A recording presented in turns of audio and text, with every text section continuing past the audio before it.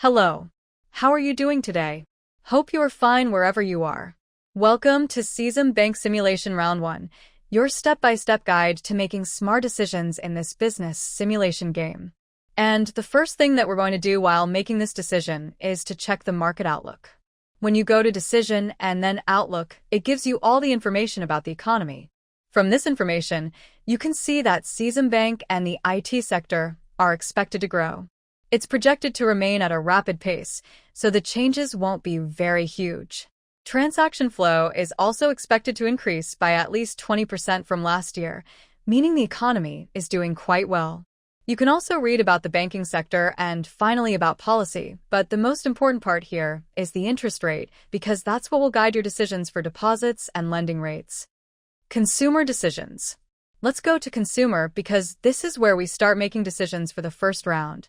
As you can see, we have already made some changes, especially for demand deposits. For the retail segment, we are offering 0.18, which represents about a 20% increase compared to the previous round. The reason for this is that the central bank rate is about 0.5 for 12 years and 0.9 for 5 years.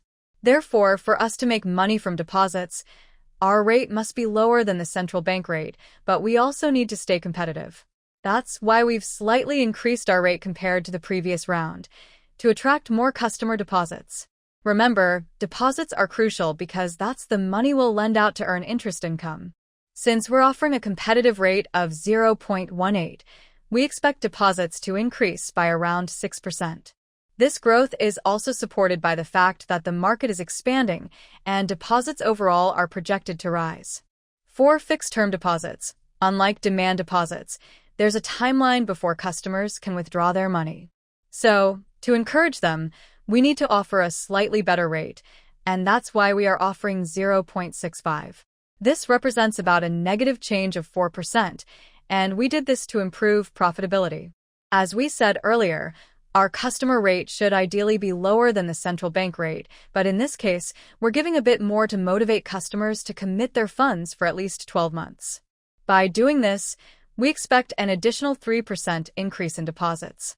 For 24 months, we are offering 0.75, which represents around a 7.5% negative change compared to the previous round. We're expecting a 2% increase in market demand with this decision. We're using a cautious, realistic approach here. Credit products. Now, let's look at credit products. Based on the reference rate, we have mortgages, consumer loans, and credit cards, each with different durations, 12 months or 5 years. Remember, credit cards are the most risky loans, and that's why we're applying a higher margin. Our consumer loans for 12 months are set at 3.85, mortgages for 5 years at 1.35, and mortgages for 12 months at 0.95. These rates vary because of the different levels of risk. Lower-risk loans like mortgages naturally have lower rates. We expect mortgage loans to grow by about 7%, consumer loans by 5%, and credit cards by around 4%. When it comes to expenses to income, these mostly represent taxes, so we'll maintain them as they are. The loan-to-value ratio for mortgages is 70%, meaning 30% goes to expenses, while 70% is retained as profit. The maximum maturity is 20 years, which is reasonable. Going higher increases risk. The salary multiplier is 3.0, meaning if a customer earns $1,000, they can get a credit card worth $3,000. The higher the multiplier, the more attractive the card, but it also carries risk. Since we're in the first round and still observing market behavior, keeping it at 3.0 is a safe approach. Our loan provision is 2.6%. Showing the portion of loans we might not recover. The charge-off rate is 0.9, same as before. Business deposits and loans.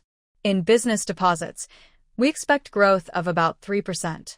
We're offering an interest rate of 0.6, higher than last round's 0.5.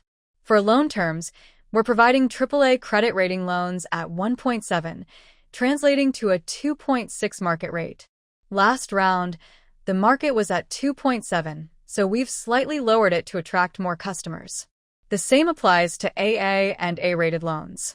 AAA loans are expected to grow faster, though in reality, Riskier loans tend to grow more due to demand.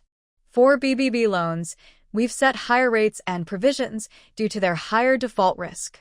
This ensures that if defaults occur, we're already covered in our balance sheet. You'll notice growth rates of 4, 3, 1, and 0, which reflect our expectations for each credit category. Provisions are higher for BBB and A to cover potential losses, while AAA and AA have lower provisions since their risk is lower. When it comes to lending terms, we've chosen a balanced approach, not too strict, not too relaxed. If credit performance worsens in future rounds, we might tighten it to improve recovery rates. Competitive positioning.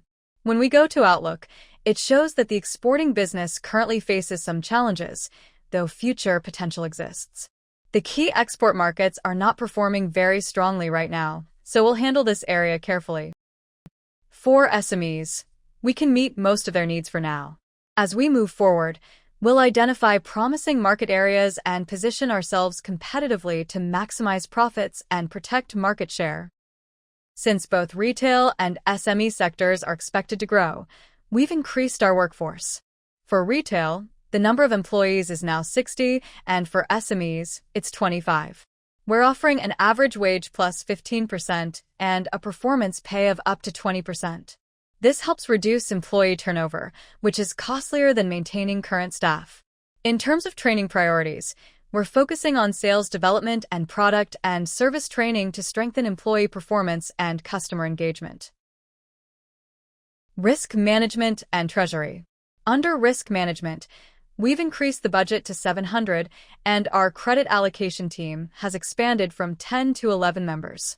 This helps improve debt collection and reduces potential losses from unpaid loans. With this setup, we expect better control over our loan portfolio and a stronger start overall. In treasury, we currently don't have any excess reserves, so we're not yet engaging in interbank lending. However, if we have excess reserves in upcoming rounds, we'll use them for interbank operations to earn extra interest. That's all for Cesim Bank Simulation Round 1.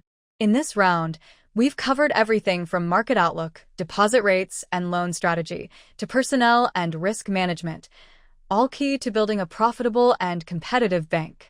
If you have any questions or need help completing your Cesim Bank simulation, reach out to us through WhatsApp. The link is in the video description.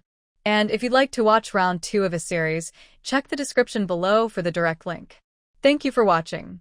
Don't forget to like, subscribe, and turn on the notification bell for more Cesim Bank simulation guides, business simulation tips, and banking strategy tutorials. Have a great day.